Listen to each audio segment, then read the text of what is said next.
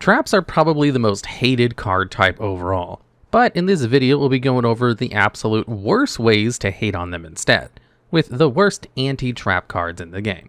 And starting off at number 10, we have Jinzo Lord. This is a level 8 Dark Machine with 2600 attack and 1600 defense, which cannot be normal summoned or set. It can only be special summoned from your hand by sending a Jinzo you control to the graveyard. While it's on the field, it negates the effects of all trap cards and prevents them from being activated. Once per turn, you can use this effect to destroy all face-up trap cards and inflict 300 damage to your opponent for each one. Jinzo Lord makes this list not because its effect is bad, but because the existence of this card is basically pointless. To summon it, you need to send away a Jinzo to the graveyard, and the difference between the original and its Lord form is basically nothing.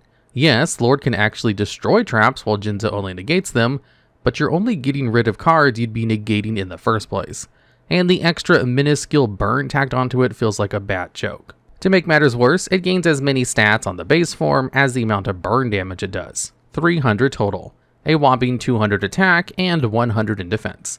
And for all of these ridiculously tiny upgrades, you lose out on the best parts about Jinzo, which back then was that it was easily summonable with just one tribute, and now that it's easily cheated out.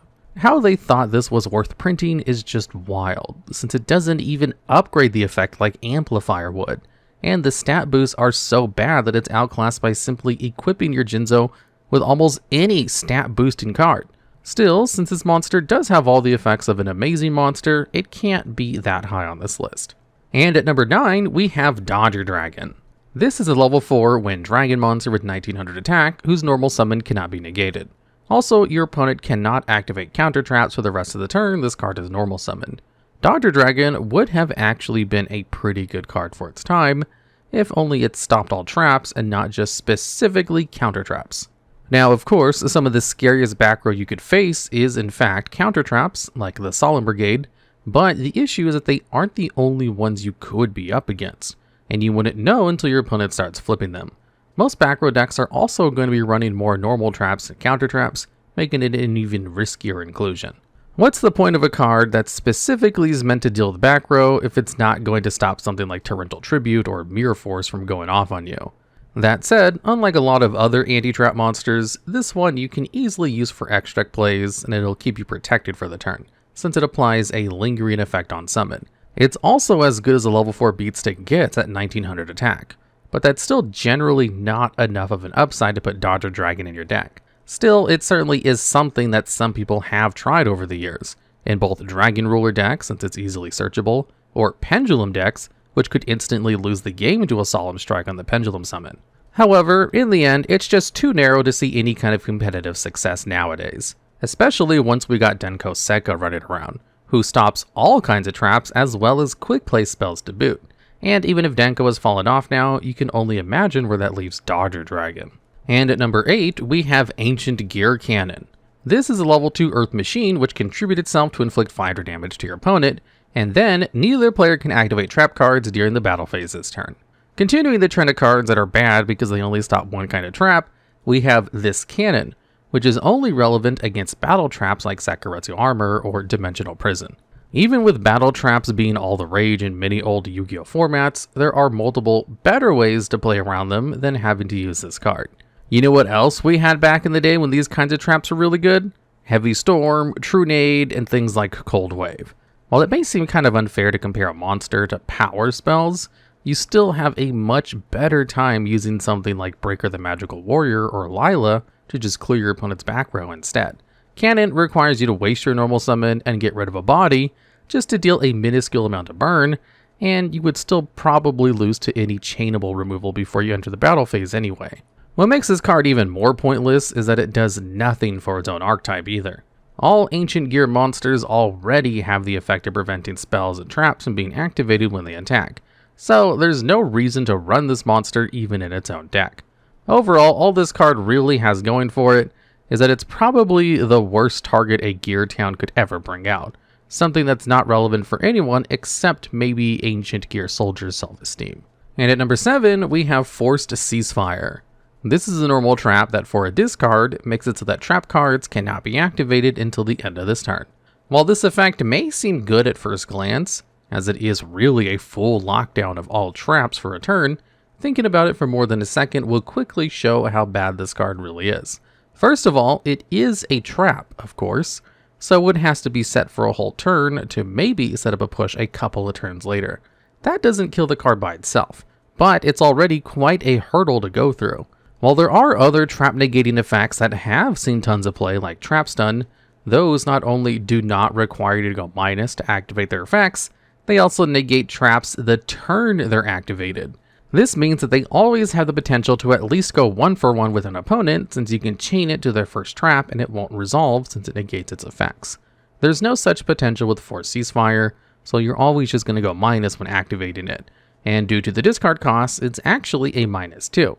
This trap also doesn't stop you from either chaining traps or having continuous ones face up, so you can have it and still get destroyed by back row.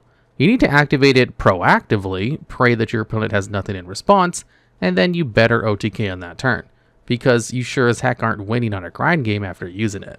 It's even hard to even excuse this as just being an old card, because this came out a year after Royal Decree, and in practice, it's often going to be worse than even a 1-for-1 like 7 Tools of the Bandit.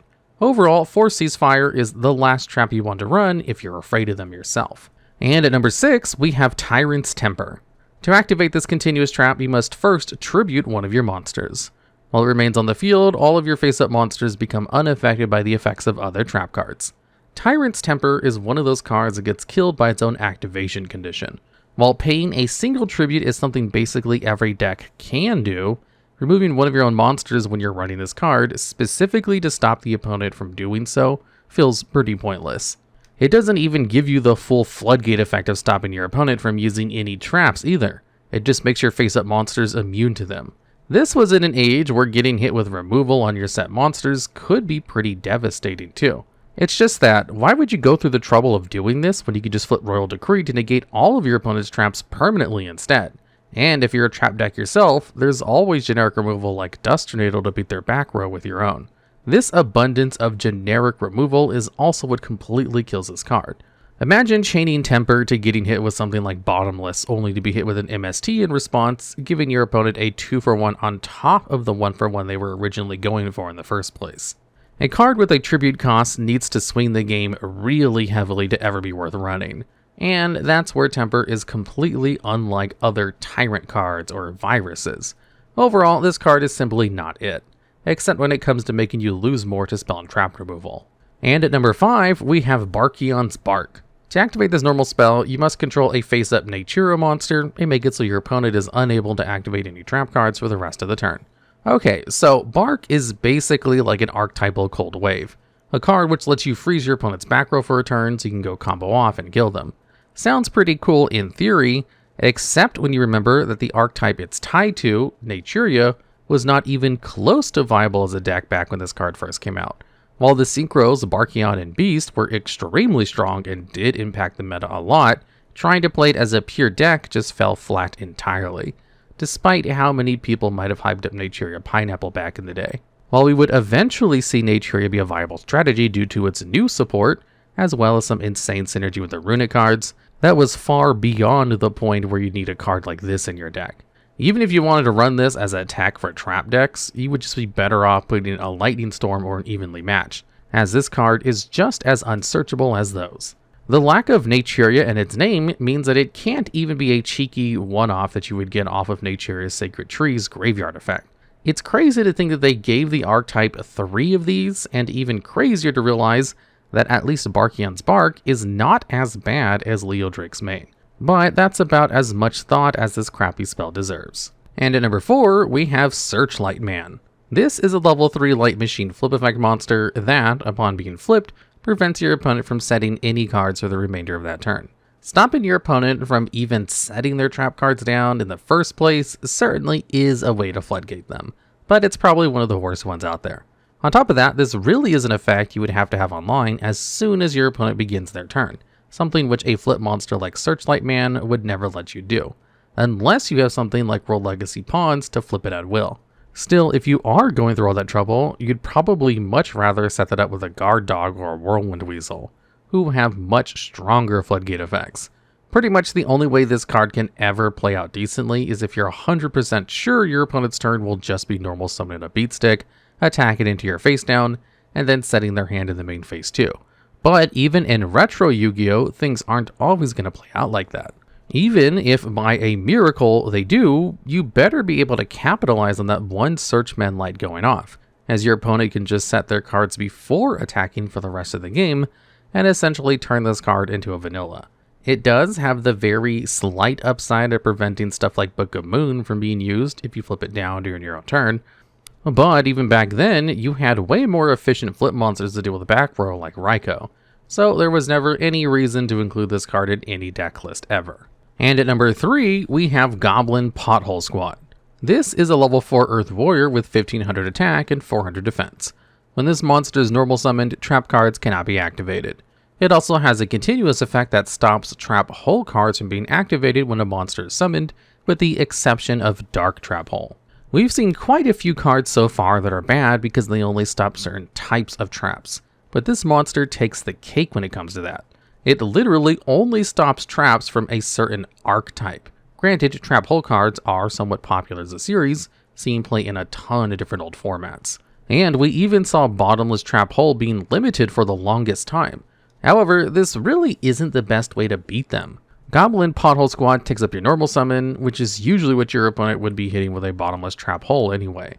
While it can't be hit with Trap Hole cards or even Torrential Tribute, it has a pretty mediocre 1500 attack body, which is just going to get run over on the next turn instead of protecting the rest of your plays. Still, perhaps the most frustrating thing about this card is that it doesn't even stop all Trap Hole cards. Chaos Trap Hole negates summons entirely, so having Pothole Squad up does nothing against it. Treacherous Trap Hole can also be activated at any time, so it also dodges that. If you're looking at the new cards, both Terrifying and Gravediggers also ignore it entirely. Also, regarding the Accept Dark Trap Hole part, that's a card that technically doesn't even exist anymore, even if Deep Dark Trap Hole is a thing. That card got an errata to be Darkfall ages ago, as it was never meant to be part of the Trap Hole archetype. It's just that this card hasn't seen a single printing to correct that part ever since, which just goes to show how bad Goblin Pothole Squad is. And at number 2, we have Talisman of Trap Sealing. This is a continuous spell that can only be activated while you control a face-up Sealmaster Meisei, and it gets destroyed if that monster ever leaves the board. As long as it remains on the field, trap cards cannot be activated, and the effects of all face-up trap cards are negated. So this is basically a Jinzo on a continuous spell. Not too shabby, right? Well, except for the fact that you need to keep Sealmaster Meisei around, a vanilla monster with a mere 1100 attack. Having these two out at the same time is infinitely more effort than just flipping a Royal Decree on your opponent, and it's also basically impossible to keep them around through a match. 1100 attack is nothing, getting run over by almost any random utility monster your opponent could have. Then as a bonus, they get to transform their +1 from beating over you into a +2, as the Talisman self-destructs if Meisei leaves the field. This also applies if you get hit by removal in response to the spell being activated. Talisman of Trap Sealing is just infinitely worse than even the other Meisei card, Talisman of Spell Sealing, since at least that one can go 1-for-1 with an opponent if you manage to chain it to a set spell card. This one is only ever going to dig you deeper into the grave. The other thing is that if you're dead set on keeping a really weak monster around so they can floodgate your opponent, you kind of need ways to protect it. Talisman of Trap Sealing doesn't even have the decency of letting you use your own trap cards to do so. It just turns them off for both players. However, for as bad as this card may be, it does at least try to do its job, which is way more than can be said for the next card on this list. And finally, at number 1, we have Sage of Stillness. This is a level 4 light spellcaster monster with 1400 attack and 1000 defense. This monster's effects activate if it destroys an opponent's monster by battle, and when that happens, your opponent is prevented from activating any trap cards during their next turn. We've seen some cards asking a bit too much to trigger their effects in the previous spots, from making you flip a monster up or having a specific card out, but none are as tough as what Sage of Stillness wants you to do. You need to be able to beat over an opponent's monster by battle, so this isn't something you can trigger proactively at all.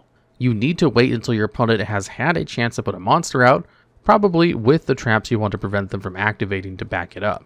And while this card might not be as weak as Sealmaster Meisei, it really is nothing to write home about either. 1400 attack doesn't even beat recruiters, never mind any real beaters that you'd see running around. So to get this monster's effect off, you're probably still going to need at least one extra card to either weaken the opponent or to boost up the Sage. Then, if you do manage to do all that, you get to stop all of your opponent's traps during the next turn. So during your opponent's turn, this is literally the time where they're least likely to activate any traps that hinder your game plan, if they have any. They also still get to trigger all the traps they want during the rest of this turn, and will still have them live on your next turn too. Sage of Stillness is just completely worthless. The only way to actually get this card to stop your opponent's traps when they matter is if you just normal summon it and pray your opponent tries to beat over it while you have some attack boosting card to use as a battle trick. But at that point, you're needing to combo 2 cards while still needing the stars to align to get your payoff. No matter how much you try, it's never going to be worth trying to get this card's effect off. And any trap playing opponent is going to be more than happy to see you put this terrible card in your deck. So there's nowhere it could be if not the first spot on this list.